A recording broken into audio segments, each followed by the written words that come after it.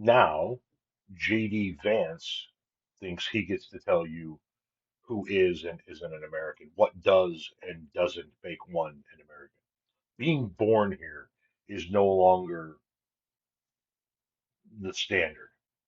Now you have to fit into something JD Vance deems to be red-blooded all-American. I think the people whose ancestors fought in the Civil War have a hell of a lot more claim over America than the people who say they don't belong. One of the things that struck me is J.D. Vance can use his $5 words and he can try to give things a veneer of respectability. These are the same racist, xenophobic policies that we have seen from this administration since day one. And someone at TPM wrote this. I thought it was exactly right. What he is talking about is an America where heritage counts as much as values.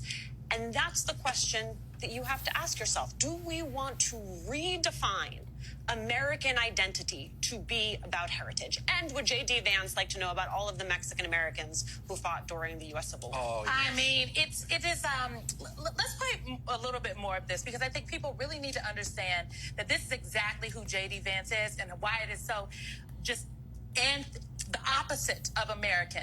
Identifying America just with agreeing with the principles, let's say, of the Declaration of Independence, that's a definition that is way over-inclusive and under-inclusive at the same time. What do I mean by that?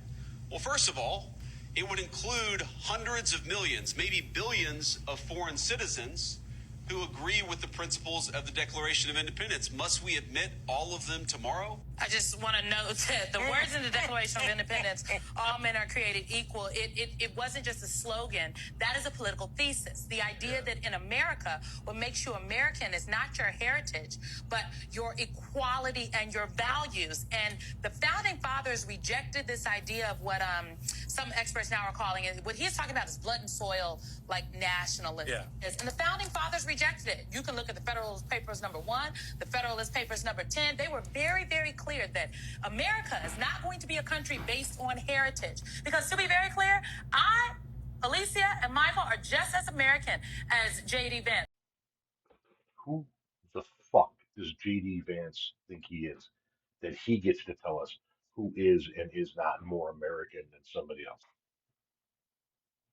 You're on the side of people that tried to bring down America. And you're going to sit there and tell us who is and is not American? Why? Because you came from the sticks? Or at least that's the way you portray yourself? Because you had a rough childhood growing up? What makes you the arbiter of who it is and is not American? Especially when you come from a side that tried to end the American experiment.